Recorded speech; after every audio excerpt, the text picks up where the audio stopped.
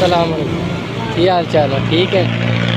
की कह रहे हो? रंजाले चले कितने? मोड़। सरफराज मोड़ ते जाना? नहीं स्कूलों पढ़ के आया। हाँ जी।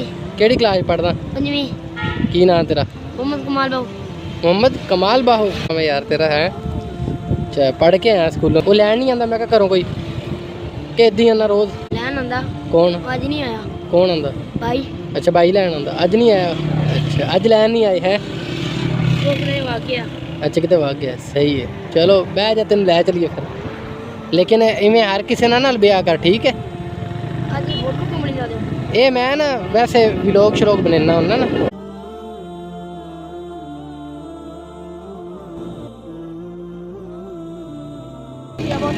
ओके अल्लाह हाफिज़। गल सुन इत्थों चला जाएंगे घर? हाँ जी। किदा?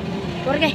तुर के पहुँच जासी हाँ जी। या कोई रक्षा रुक्षा तक जाना? नहीं नहीं।